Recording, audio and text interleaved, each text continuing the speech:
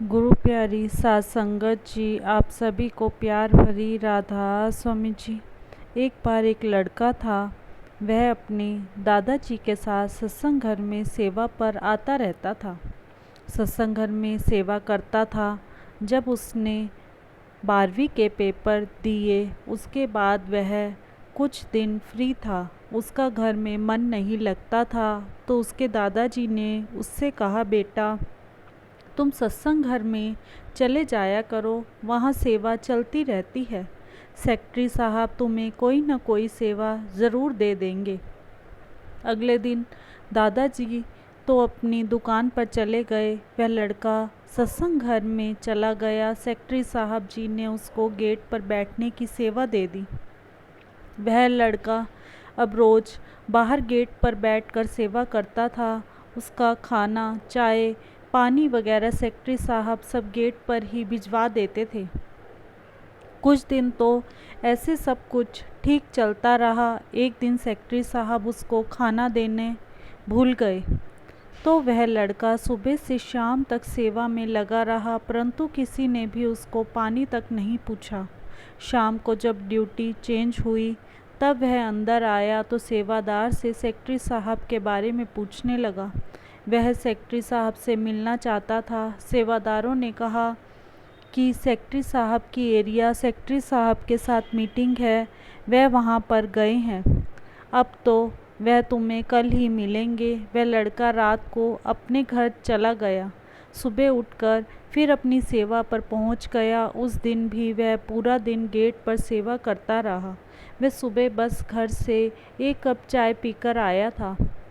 यहाँ पूरा दिन उसको किसी ने कुछ भी खाने पीने के लिए नहीं दिया। उस दिन शाम को वह सेक्रेटरी साहब के पास गया और कहा, अंकल जी, आपने ना कल मेरा खाना भिजवाया और ना ही आज मेरा खाना भिजवाया। तो सेक्रेटरी साहब बोले, बेटा कल तो मैं ज़रूरी काम से कहीं बाहर चला गया था और आज तुम्हें खाना देना तो मैं बिल्कुल भूल ही गया। अंकल जी, मुझे पता होता तो मैं घर से ही खाना लेकर आ जाता।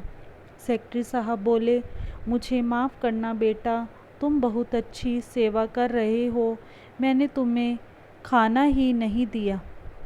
अच्छा इधर आओ, मैं तुझे अपना खाना खिलाता हूँ। उन्होंने किसी सेवादार को कहकर उस लड़के को भरपेट भोजन करवाया और उससे बोले, बेटा रात की सेवा वाला सेवादार जो है वह आज नहीं आएगा, तो क्या तुम रात को भी यहाँ पर सेवा कर सकते हो?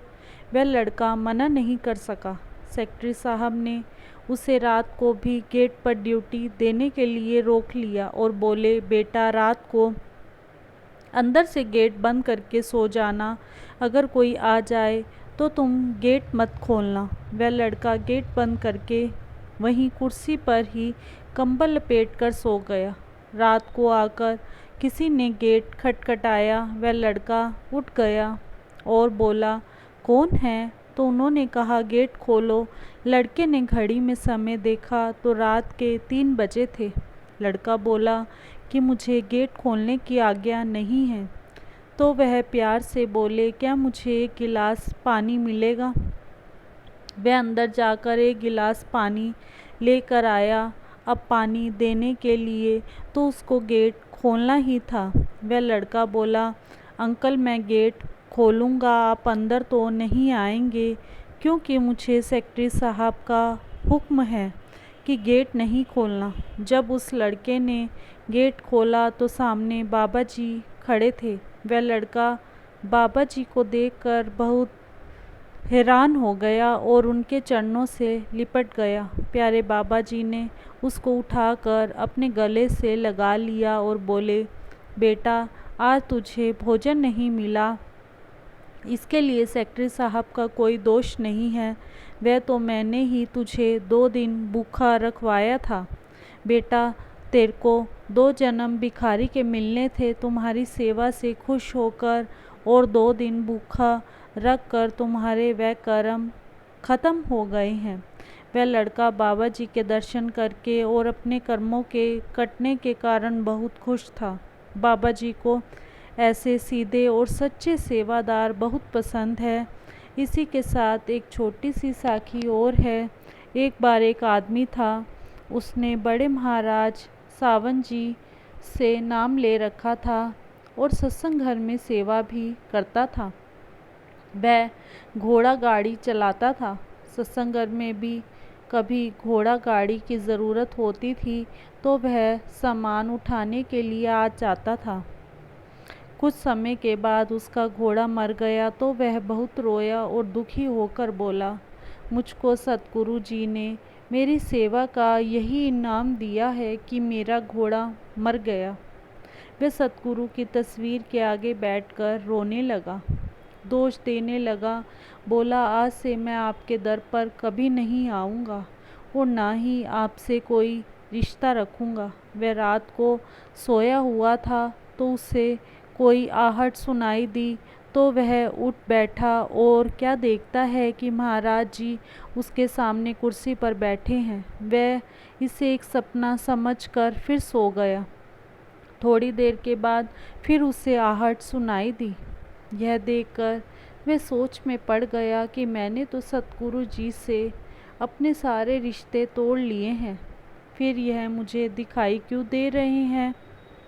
वह फिर दोबारा अपनी आंखें बंद करके सो गया।